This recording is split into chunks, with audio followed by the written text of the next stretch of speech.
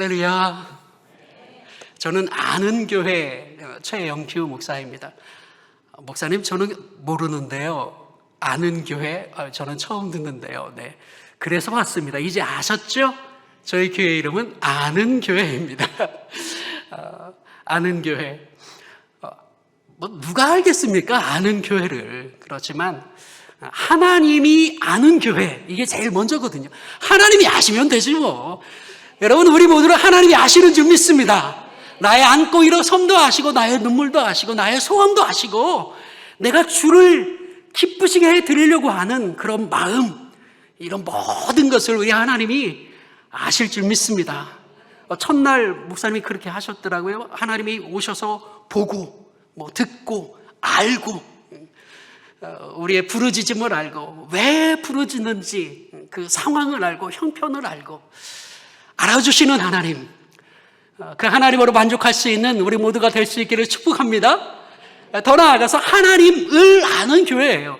하나님이 아는 교회지만 이걸로 만족할 수는 없어요. 하나님을 아는 교회. 사랑하는 여러분, 하나님을 많이 아시기를 축복합니다. 하나님의 소원이 있다면 네가 날 좀 알았으면 좋겠어. 내 은혜를 좀 알았으면 좋겠어.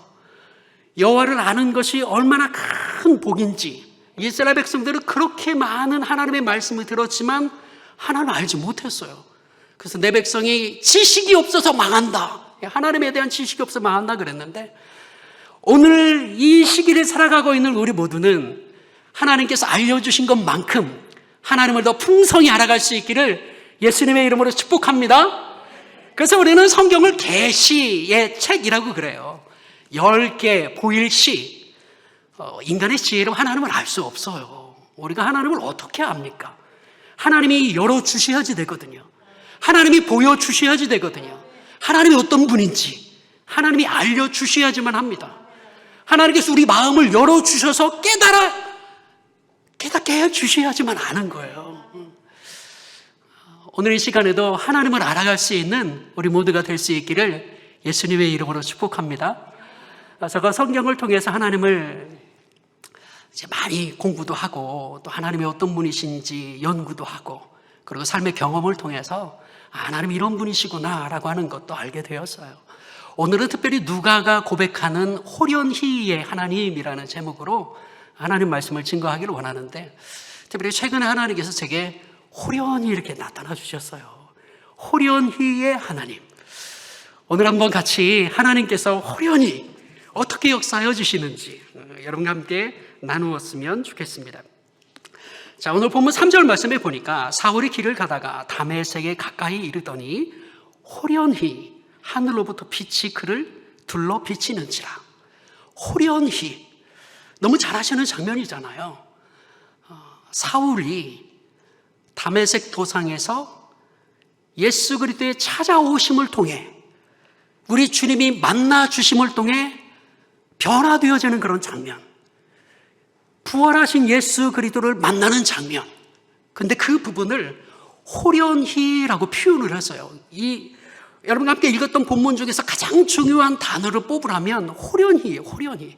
이 호련히는 갑자기, 느닷없이, 까닭 없이, 전혀 예상하지 않았는데, 기대하지 않았는데, 기도하지도 않았는데, 기다리지도 않았는데 그냥 갑자기 임해버린 거예요. 갑자기 하나님께서 은혜를 주신 것입니다. 갑자기 만나 주신 거예요. 여러분, 사울이 예수 믿는 사람 지금 잡아 가두려고 다메섹으로 가고 있는데, 그는 기대하지 않았어요. 내가 다메섹으로 가다가 예수 그리스도를 만날 거야, 기대하지도 않았습니다. 아니, 오히려 예수님은 하나님의 저주를 받아 죽은 자로 여긴 거예요. 예수님이 나타나시리라고는 상상도 하지 못했죠. 전혀 기대도 하지 못하였던 것입니다.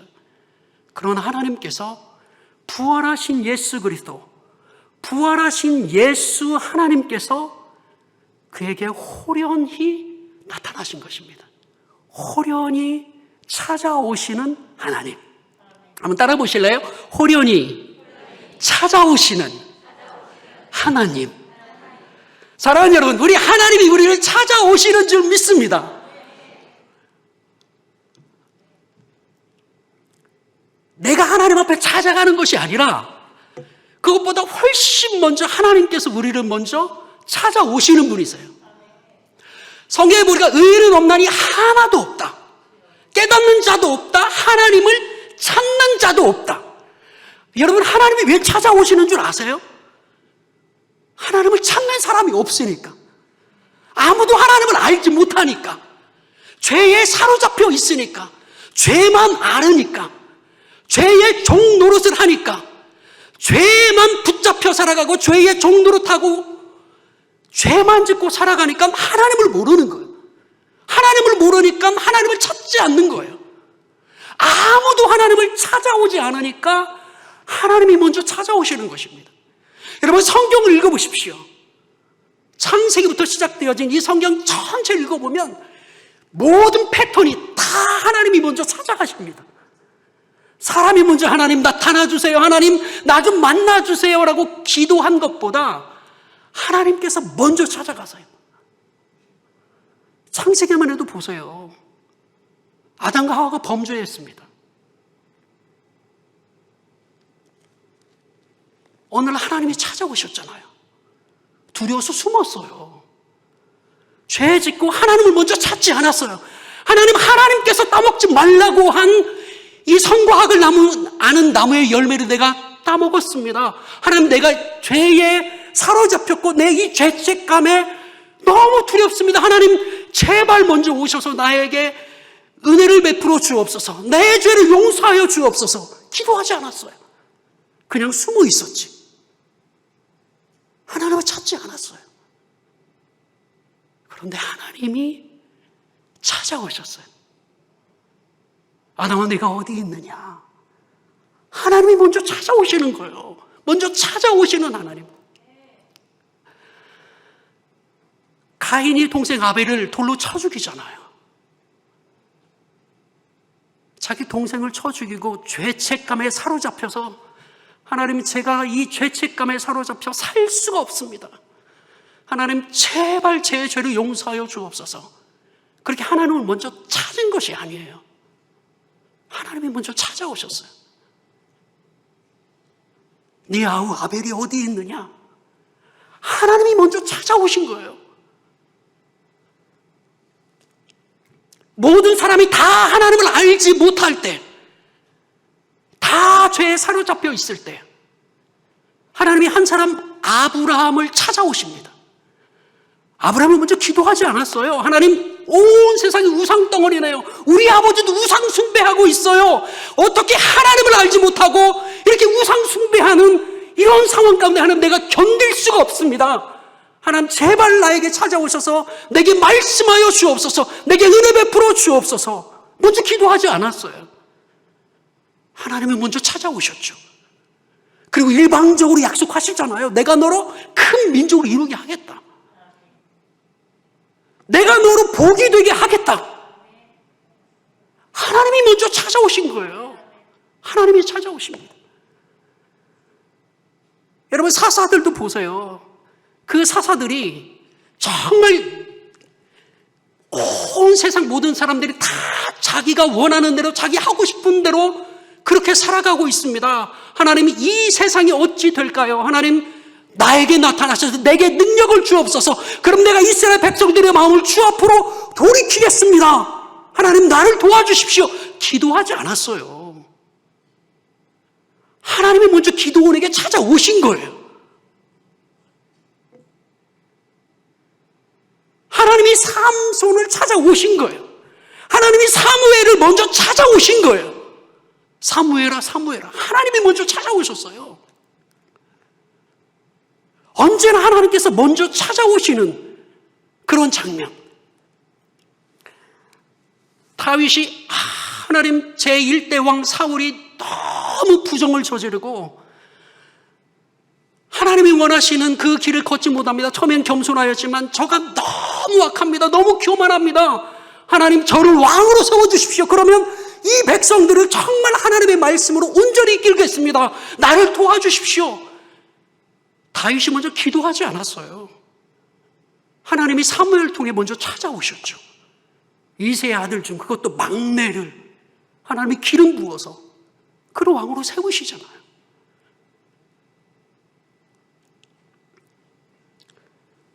하나님께서 베드로를 먼저 찾아오셨죠. 부활하신 예수 그리스도께서 오늘 사울을 먼저 찾아오셨죠. 신약의 예수님도 마찬가지예요.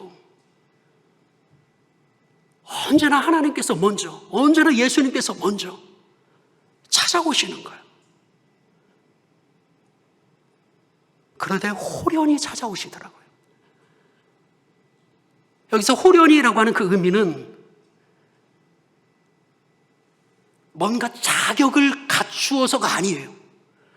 내가 자격을 딱 갖추었다면 내가 이런 자격 갖추었으니까 야, 하나님부터 은혜가 올 거야.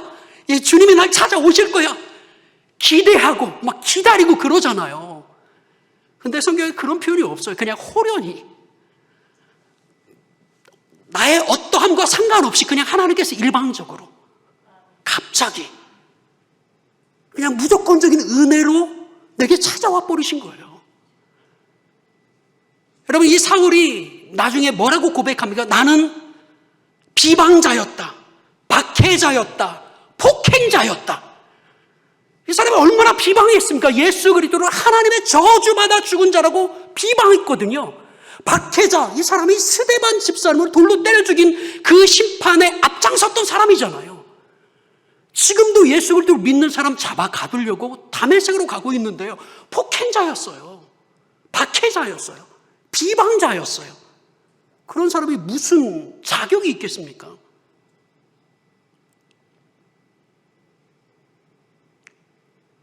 사울아, 사울아, 네가 어찌하여 나를 박해하느냐? 주여, 누구시니이까?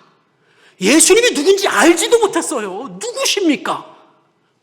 예수님을 알지 못했는데 예수님에 대한 믿음이 있었겠습니까? 말도 안 되죠. 그러나 우리 하나님이 호련히 일방적으로 은혜로 느닷없이 갑자기 전혀 기대하지 않았는데 그를 찾아오신 거예요. 호련히 찾아오시는 하나님. 여러분, 누가복음 2장에 보면 이 호련이라는 단어가 또 한 번 나옵니다. 한번 말씀 좀 띄워줘 보실래요? 같이 읽어보겠습니다. 시작. 호련히 수많은 천군이 그 천사와 함께 하나님을 찬송하여 이르되. 예, 그래서 양치고 있는 목자들에게 주의 천사가 나타났고 천군과 천사들이 하나님을 찬양하고 있는 그런 장면입니다. 먼저는 주의 사자가 나타나서 오늘 다윗의 동네에 너희를 위하여 구주가 태어났다. 그들은 감히 생각지도 못하였던 놀라운 복음의 소리를 듣습니다. 그들이 밤에 양칠 때 오늘은 좀 분위기가 이상해. 와, 정말 뭔가 일어날 것 같아. 주의 사자가 날 찾아올 것 같아. 야, 오늘 한번 기도해봐야지. 기대해봐야지. 오늘은 뭔가 일어날 것 같아. 이런 마음 하나도 없었어요. 그런 기도도 하지 않았어요. 근데 주의 사자가 갑자기 호련히 나타나서 복음의 소식을 들려주는 거죠. 가장 먼저 예수 그리스도의 태어나심을 가장 먼저 그들에게 알려주신 거예요. 호련히 나타나셔서. 그리고 찬양하죠. 지극히 높은 곳에서는 하나님께 영광이요, 땅에서는 기뻐하심을 입은 사람들 중에 평화로다.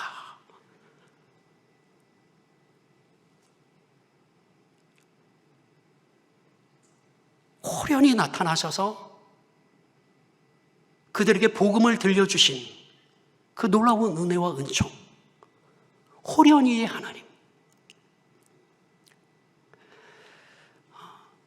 누가가 전하는 호련히의 하나님, 누가복음뿐만 아니라 사도행전도 누가가 기록했거든요. 그래서 누가행전이라고 그럽니다, 학자들은. 자, 사도행전 2장 한번 해보실래요? 말씀 띄워주세요. 같이 시작. 호련히 하늘로부터 급하고 강한 바람 같은 소리가 있어 그들이 앉은 온 집에 가득하며.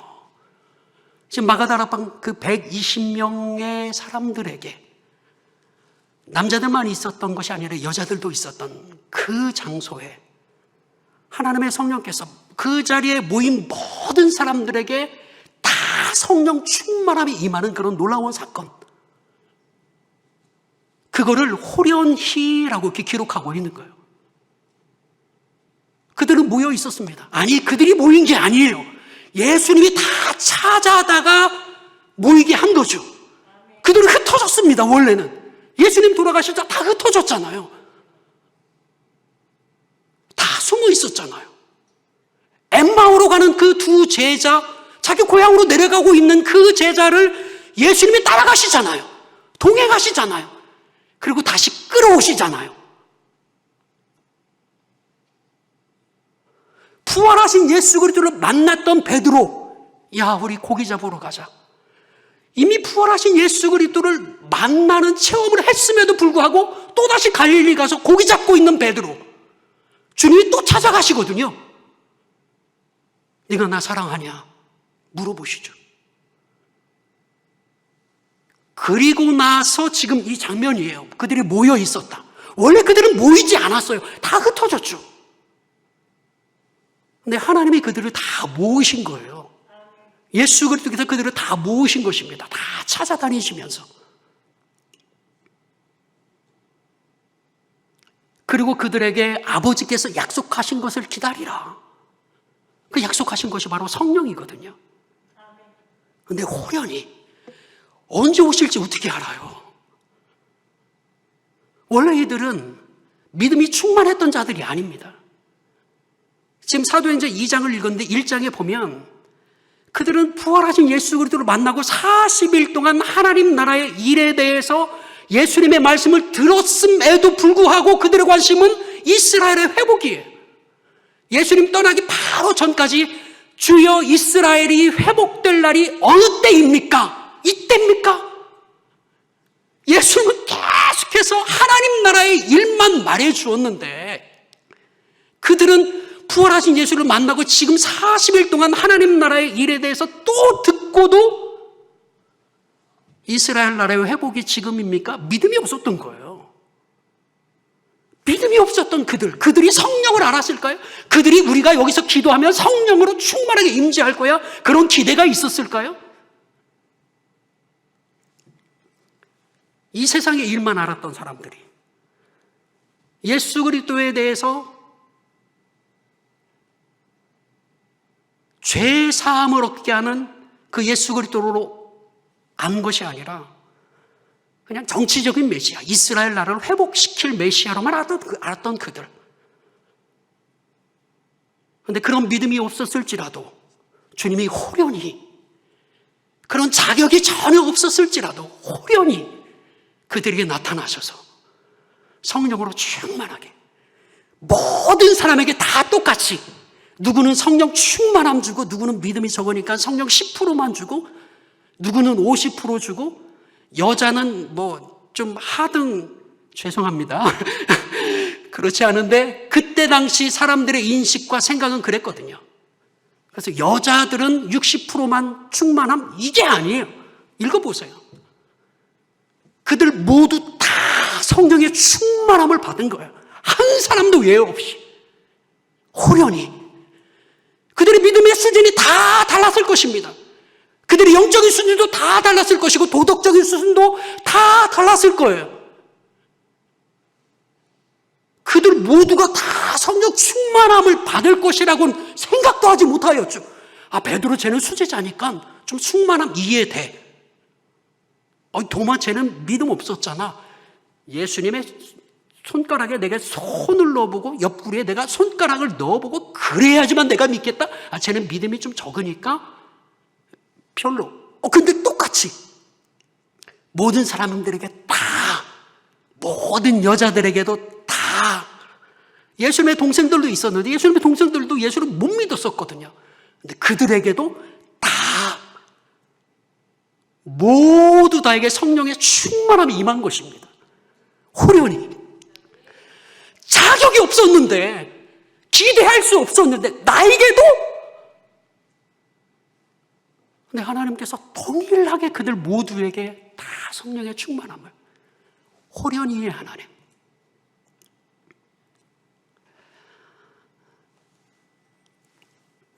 사도행전 12장 한번 보실래요? 같이요. 시작. 호련히 주의 사자가 나타나매 옥중에 광채가 빛나며 또 베드로의 옆구리를 쳐 깨워 이르되 급히 일어나라 하니 쇠사슬이 그 손에서 벗어지더라. 베드로가 지금 옥에 갇혀 있는 그런 상황이에요. 베드로 누워 자고 있었죠. 기도하지 않았어요. 하나님, 내가 주의 복음 증거하다가 지금 감옥에 왔어요. 이게 말이 됩니까? 하나님, 왜 나로 하여금 이런 고난을 받게 해요? 얼른 날 좀 꺼내 주십시오. 그렇게 기도하지 않았어요. 그런데 호련히 주의 천사가 옥문이 열리고 창고가 다 풀어지고 그러면 밖으로 나올 수 있도록 은혜 베풀어 주셨죠. 전혀 기대하지 않았잖아요. 하나님께서 호련히 그에게 나타나 놀라운 은혜와 은총을 베풀어 주신 거예요. 호련히의 하나님. 사랑하는 여러분, 여러분과 저의 삶에 있어서도 이런 호련히의 하나님의 은총이 임하기를 예수님의 이름으로 축복합니다. 자격이 좀 안 갖춰 있더라도, 좀 부족하더라도, 나는 이 큰 은혜 받을 만한 자격이 없는 것 같아. 그러나 그럼에도 불구하고 호련히의 하나님께서 찾아와 주시고 은혜 베풀어 주시는 그런 은총을 우리 모두 체험할 수 있기를 예수님의 이름으로 축복합니다. 저는 2020년 1월 달에 이제 여러분 앞에서는 제가 고향 늘사랑교회, 서울에 있는 늘사랑교회 담임 목사로 이렇게 3번인가 강단에 섰었던 것 같아요. 그때는 그 교회 담임 목사님으로 이렇게 왔는데, 제가 2020년 1월 달에 이제 그 담임 목회직을 사임을 하게 됐어요. 그리고 다시 대전으로 내려왔죠. 가정에서 이렇게 예배 드렸습니다. 이렇게 담임 목회에 또 다른 길이 좀 열리지 않을까, 하나님께 기도하고 또 매달리고 또 준비하고, 하나님께서 하나님의 일에 헌신된 또 충성되이 쓰임받고자 하는 내 마음을 아시고 하나님께서 좋은 길을 열어주시겠지, 그런 마음으로 계속 기다려왔는데 계속 길이 막혀요. 안 돼요. 아무것도 안 돼요. 그래서 그냥 가정에서만 계속 예배 드리고 있었어요. 가정에서만. 그러던 올해 1월 2일 날 같은 동네에 이제 그 선배 목사님이 한 분 계신데, 이분과 식사를 같이 하는 그런 장면, 같이 밥 먹자 초대되고, 그리고 그분이 밥을 사주셨어요. 이렇게 밥을 사주시면서 이제 이분이 하시는 말씀이,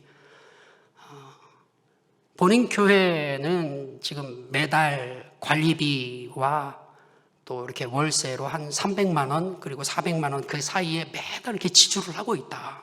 솔직히 너무 아깝다. 그런데 주일날 같은 경우는 오전에만 예배를 드린다.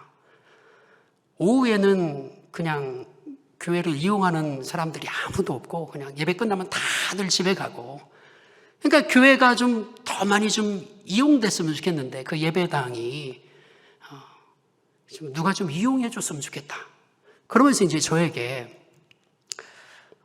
아무 조건 없이 그냥 우리는 오전에만 예배 드릴 테니 2시 이후에 마음 놓고 와서 써라, 이러시더라고요.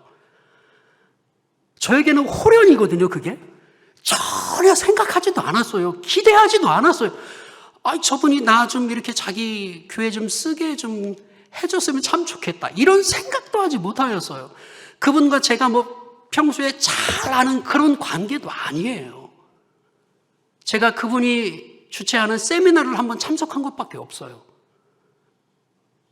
그런데 제가 대전에 내려왔다는 이야기를 듣고, 또 가정에서 예배 드리고 있다라고 하는 그런 이야기를 듣고 저에게 그런 제안을 해 주신 거예요. 그냥 아무런 조건 없이. 내가 이뻐서도 또 내가 자기 교회를 하면 자기, 이렇게 좀 잘할 수 있을 것 같은 어떤 그런 기대감으로 이런 부분보단 그냥 아무런 조건 없이 그냥 와서 여기서 예배 드려라. 가정에서 예배 드리는 것보다야 훨씬 낫지 않니? 이렇게 말씀하시는 거예요. 저는 그 부분이 너무 고마웠죠. 하나님께서 정말 그렇게 기도할 수도 없었고 기도하지도 않았고 기대하지도 않았는데 그냥 이 목사님을 통해서 호련히 내게 이런 말씀을 해 주셨구나라고 하는 그런 믿음이 들어오더라고요. 그래서 바로 그 주 1월 5일부터 그 교회 가서 예배 드리고 있어요. 지금까지. 이렇게 너무 감사하죠. 호련히의 하나님. 사랑하는 여러분, 때로 삶을 살다 보면 우리가 기대하지 않았던 어떤 그런 일들도 일어나곤 하죠. 그 속에 호련히의 하나님의 은혜가 포함되어 있는 줄로 믿습니다. 하나님은 호련히 나타나셔서 우리들에게 말씀해 주시고 은혜 베풀어 주시는 너무나 좋으신 하나님이에요. 하나님이 아는 교회, 하나님을 아는 교회. 여러분, 우리에게 나타나 주시는 그 하나님을 더 풍성히 알아가는 우리 모두가 될 수 있기를 예수님의 이름으로 축복합니다. 이 호련히의 하나님은 누구에게 나타나시나? 살펴보니까요, 오늘 본문 여러분과 함께 읽었던 모든 본문마다 다 고난당하고 있는 사람에게 나타나셨더라고요. 한번 따라해 보실래요? 호련히의 하나님은 고난당하는 자에게 나타나신다.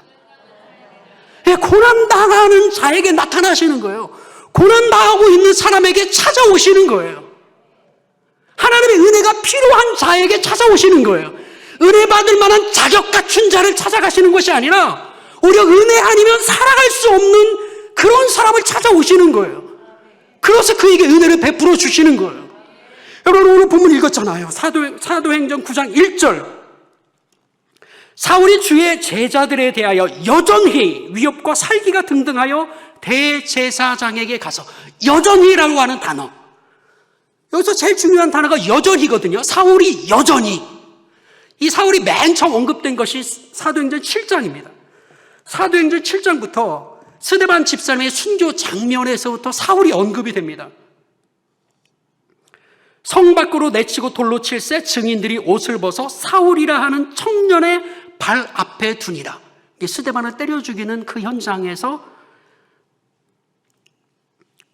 증인들이 옷을 벗어서 사울이라고 하는 그 청년 발 앞에 두었다.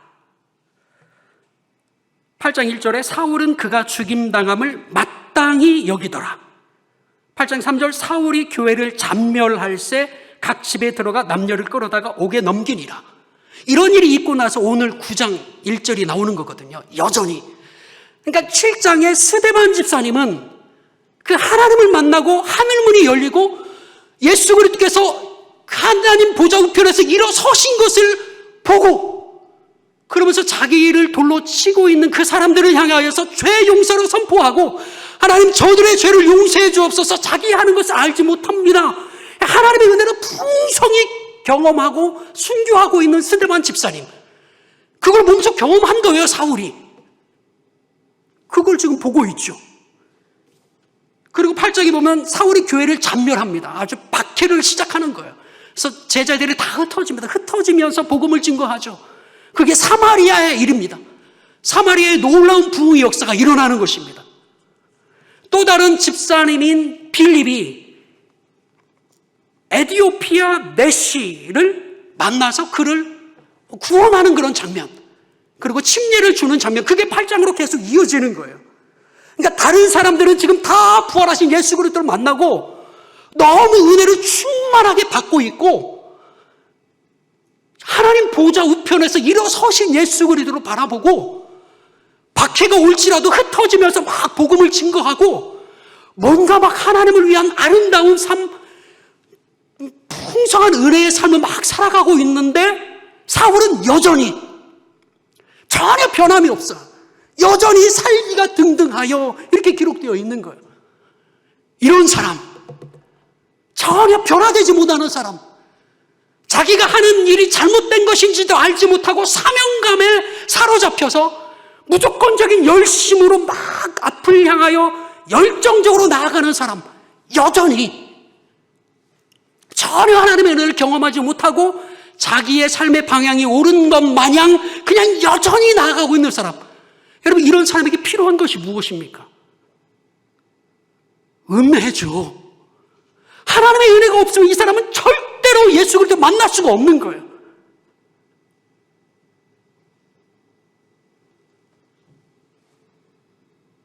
그러니까 찾아오신 거죠. 열심으로 하나님을 섬긴다고 섬기며 나아가지만 헛수고죠. 하나님을 위한 것이 아니니까 그냥 자기 열심으로 잘못 깨달은 잘못되어진 방향으로 그냥 무조건적인 열심으로만 나아가는 사람, 여러분, 이런 사람의 고통이 얼마나 큰지 아십니까? 내가 지금까지 나의 전 삶을 두고 이것이 옳은 길이라고 생각하면서 나아갔는데 그게 잘못된 길이야. 헛수고야. 인생 전체를 헛수고한 거예요. 낭비한 것입니다.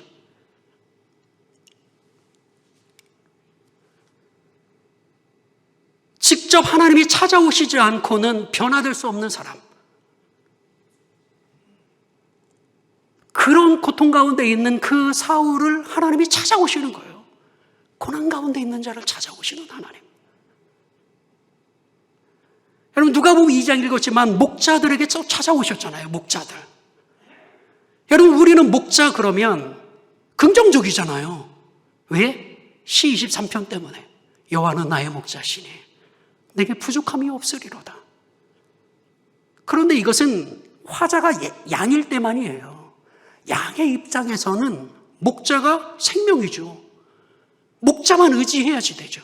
목자만 신뢰해야지 되는 거예요. 완벽한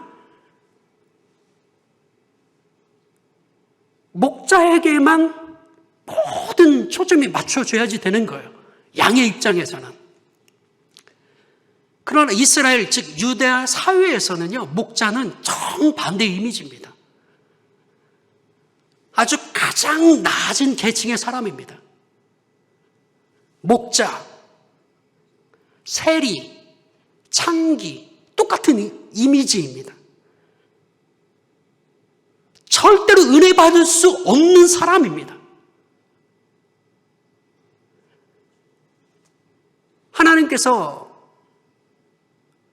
어떤 사람을 정죄할 때 한 사람의 증인 갖고는 안 된다. 두 사람 또는 세 사람의 증인이 있어야지만 된다. 어떤 한 사람을 쉽게 정죄하지 말라는 거죠. 증인이 있어야 된다. 두세 사람 이상의 증인이 있어야지만 그 사람을 정죄할 수 있어. 우리 하나님은 그렇게 말씀하신 분이시거든요. 근데 목자는요, 그런 증인이 될 수 없어요. 목자가 그런 존재예요. 신뢰받을 수 없는 사람, 증인조차 될 수 없는 사람. 목자 이미지는 노숙인의 이미지였습니다. 이스라엘은 지중해성 기후가 있는 곳이에요. 10월 말 11월부터 3월까지만 비가 옵니다. 우기라고 해서요. 그때는 곳곳마다 다 풀이 나죠. 비 온 뒤에 다 풀이 나서 그냥 지천에 풀이 있으니까 거기서 다 먹일 수가 있습니다. 근데 건기가 시작되어지면 다 말라 비틀어집니다. 먹을 것이 없습니다. 그러면 양을 키울 때 어떻게 하냐면 그냥 아침에 나갔다가 양치고 저녁에 돌아오는 그런 게 아니에요. 그냥 이 건기, 즉 6개월, 7개월, 8개월 정도를 떠돌아다니는 거예요. 유목 생활을 하는 것입니다. 양들을 이끌고 노숙 생활을 하는 거죠. 광야에서 사는 거예요. 이스라엘 여행하다가 유목민들 보면요, 굉장히 나이 들어 보입니다. 저보다도 어린데 훨씬 나이 들어 보여요. 거의 노숙인의 생활을 하고 있기 때문에 그래요. 이미지가 그래요. 6개월, 7개월 동안 밖에 나가서 생활하기 때문에 이 남자들이 성욕을 어떻게 푸느냐? 같은 동성끼리 하면 동성애가 되는 거예요. 짐승하고 하면 수간자가 되는 거예요. 그래서 성경에 동성애 그리고 수간자 돌로 치라라고 말씀하고 있는 거예요. 이 유목민들을 대상으로 그렇게 하나님께서 말씀하신 거거든요.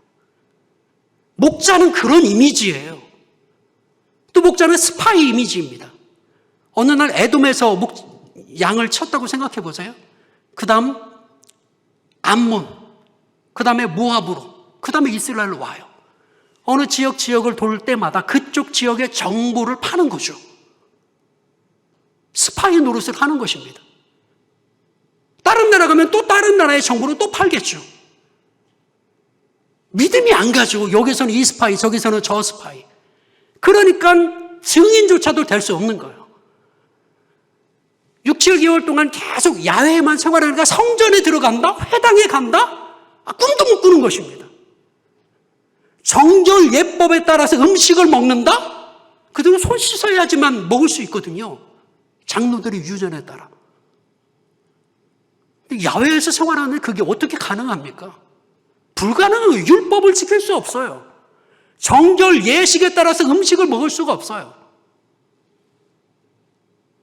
그러니까 이들은 아주 죄인 중에 상죄인인 것입니다. 자격이 전혀 없는 거죠.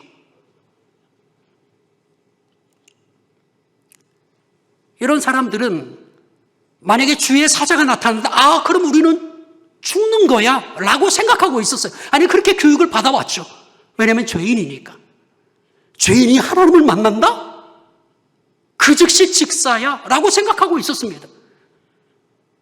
자격이 없다고 생각했으니까. 늘 죄책감에 사로잡혀 있으니까. 성전에 갈 수도 없고 회당에 갈 수도 없고 증인도 될 수 없고 늘 손가락질 당하고 창기와 세리 취급당하고. 여러분, 그런 사람의 고통이 얼마나 클까요?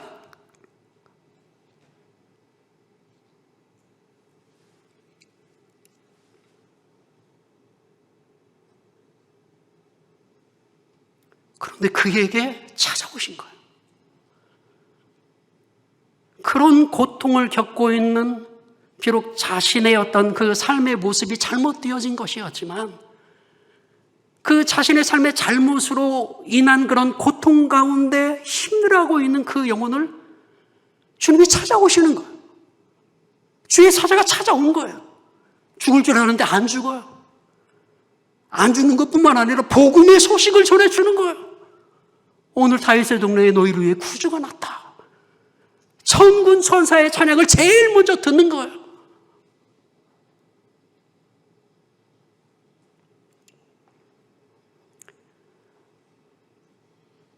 그런 고통 가운데 있는 사람을 찾아오신 하나님.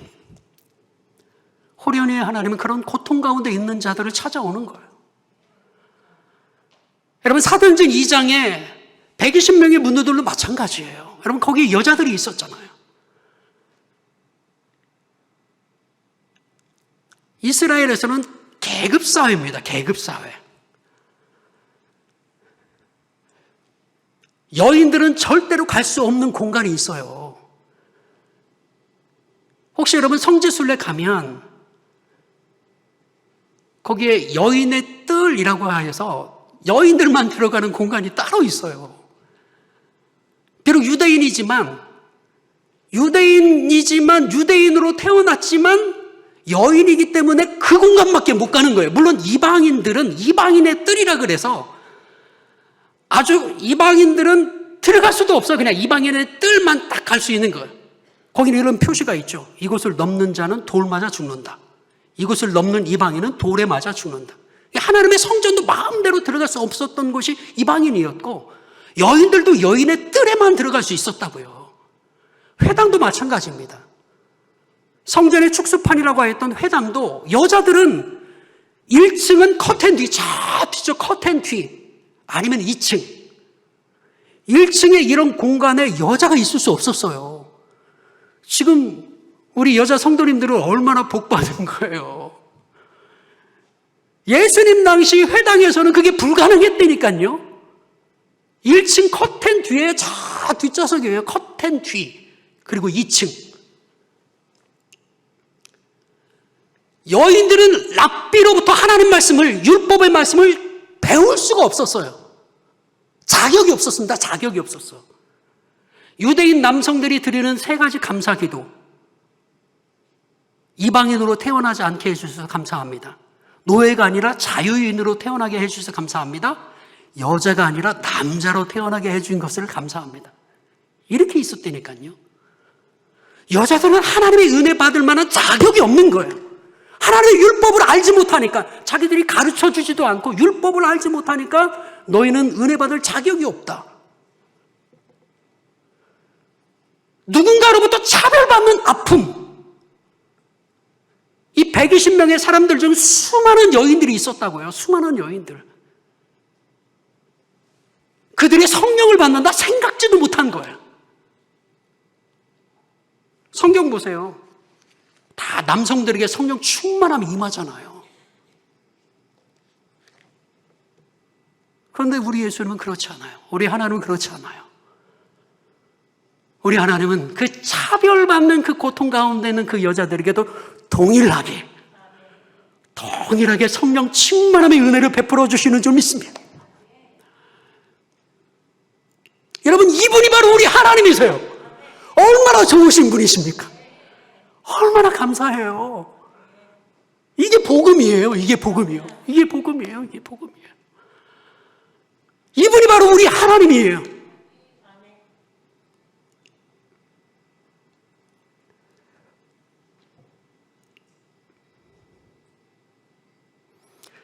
베드로도 어찌 보면 고통당하고 있는 거잖아요. 아무런 잘못이 없는데. 죄 져가지고 그런 고통당하는 게 아니잖아요. 그냥 예수 복음 증거하다가 하나님 말씀 듣는 것이 당신들 말 듣는 것보다 훨씬 더 좋지 않냐? 어떻게 당신들 말 듣느라고 하나님 말씀에 불순종할 수 있냐? 나는 하나님 말씀에 순종하겠다 하면서 부활하신 예수 그리스도를 계속 증거하였거든요. 그 결과 감옥에 갇히는 거예요.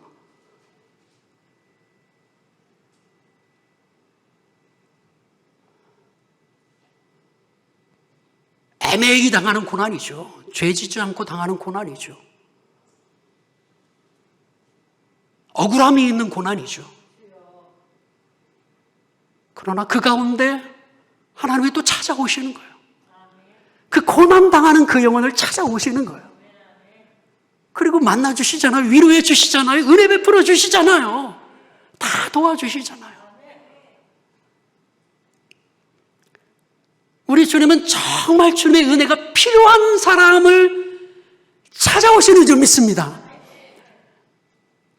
막 사모하는 사람 더 찾아오시죠. 하나님 정말 주님의 은혜가 필요합니다. 나를 사랑하는 자들이, 나를 간절히 찾는 자가 나를 만날 것이다. 하나님 말씀이거든요. 찾으세요. 간절히 구하세요.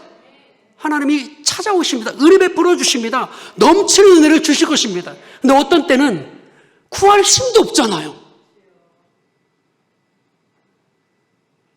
베드로를 위해서 기도하는 사람이 있었어요. 물론 베드로 옥에 갇혔을 때 마가다라 방에서는 많은 사람들이 기도하고 있었다. 그런데 그들의 기도가 믿음의 기도였다? 믿음 없는 기도였다? 아니, 베드로가 나중에 왔는데 아무도 안 믿잖아요. 베드로가 왔어요 그랬더니 아무도 안 믿잖아요. 자기들이 기도해놓고. 교회는 그를 위하여 기도하더라. 기도했지만 믿음 없는 기도였다고요. 나를 위한 중보자가 있어요.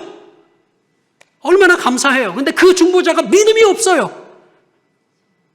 여러분, 그래도 그 사람에게 은혜가 필요하면 하나님은 찾아와서 은혜를 베풀어 주시는 것. 내가 간절히 내 믿음을 가지고 우리 하나님을 찾아도 우리 하나님은 정말 은혜를 베풀어 주십니다. 그러나 나를 위해 기도하는 사람이 믿음의 기도를 드리지 않는다 할지라도 정말 내게 주의 은혜가 너무나 필요하면 그때에도 우리 하나님은 그 은혜를 필요한 자에게 은혜를 베풀어 주시는 너무나 좋으신 하나님이신 줄 믿습니다.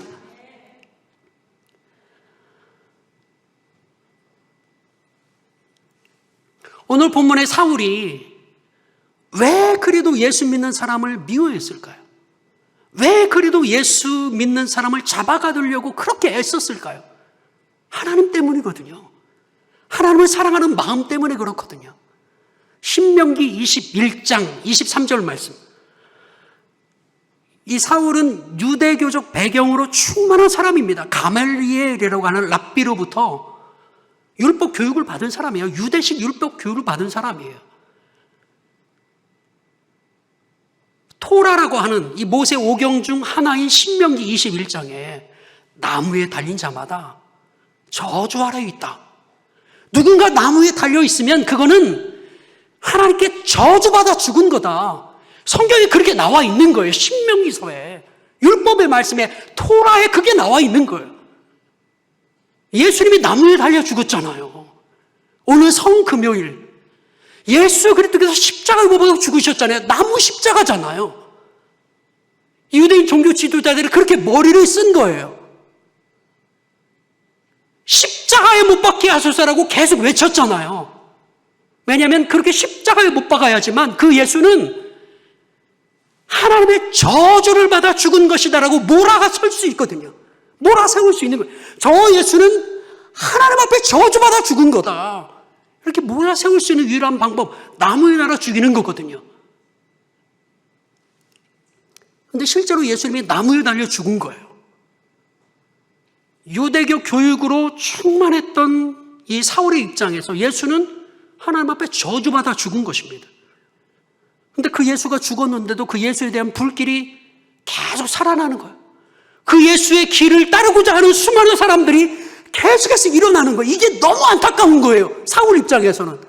아니 저게 아닌데, 저 예수는 하나님 앞에 저주받아 죽었는데 저 예수의 길을 따르고자 하는 저 수많은 사람들 내가 다시금 유대교로 이끌어야지 되겠다. 때로는 협박도 하고 핍박도 하고 박해도 하고 예수를 비방도 하면서 어떻게든 그들로 하여금 다시금 유대교로 돌아세우려고 그 열심을 가지고 나간 거거든요. 그 예수는 하나님 앞에 저주받아서 지금 지옥의 아랫목에서 가장 극심한 고난을 받고 있을 것이다. 어리석은 것들. 어떻게 그 예수가 부활했다고 그 예수의 길을 따르려고 저렇게 잘못된 길을 걸어가고 있나. 내가 저대로 바로잡아야지. 그러다가 예수를 만난 거예요. 부활하신 예수 그리스도. 사울아 사울아 누구십니까? 나는 네가 박해하는 예수다. 예수는 죽었는데 예수는 지옥의 가장 뜨거운 곳에 있어야지 되는데 그 예수가 자기를 찾아온 것입니다. 아, 예수님은 정말 부활하셨구나. 그러면서 이 사울이 복음을 새롭게 깨닫게 됩니다. 그래서 갈라디아서 이렇게 고백하잖아요. 그 예수는 저주받아 죽은 것이 맞다. 그러나 그 자신의 죄로 인한 저주가 아니라 너와 나 우리 모두의 죄의 그 저주를 담당하신 것이다. 우리의 저주를 담당하신 것이다. 율법의 저주를 담당하신 것이다. 이런 깨달음이 그에게 찾아온 것입니다. 하나님의 은혜죠. 하나님의 은혜. 놀라운 하나님의 은혜. 호련히 고난당하는 자를 찾아오셔서 은혜를 베풀어 주시는 하나님. 오늘 한마디로 요약하자면 이것입니다. 호련히 고난당하는 자를 찾아오셔서 무조건적인 은혜를 베풀어 주시는 하나님. 사랑하는 여러분, 이 하나님을 만나고 이 하나님을 경험하고 풍성의 하나님의 은혜를 깨닫고 알고 누리고 그 안에서 감사하고 이렇게 복되고 아름다운 신앙생활을 할 수 있는 우리 모두가 될 수 있기를 예수님의 이름으로 축복합니다. 자기 아들을 아끼지 아니하시고 우리 모든 사람을 위하여 내어주시니가 어찌 그 아들과 함께 모든 것을 은사로 주지 아니하시겠느냐.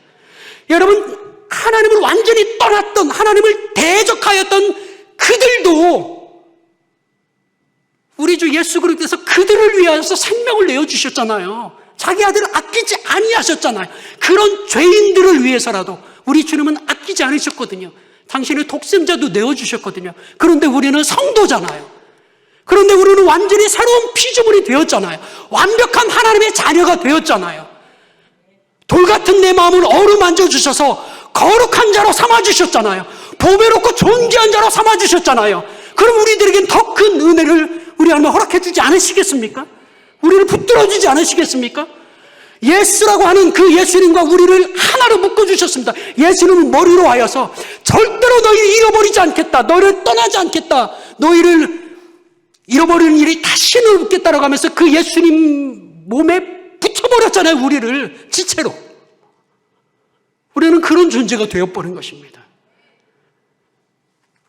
내가 아무리 큰 어려움과 고난과 고통에 올지라도 우리 주님의 함께 하심, 은혜 베풀어 주심, 찾아오심, 그런 하나님으로 인하여서 이겨내고 승리하고 감사로 반응하고 더 놀라운 하나님의 은혜를 사모할 수 있는 우리 모두가 될 수 있기를 예수님의 이름으로 축복합니다. 아멘.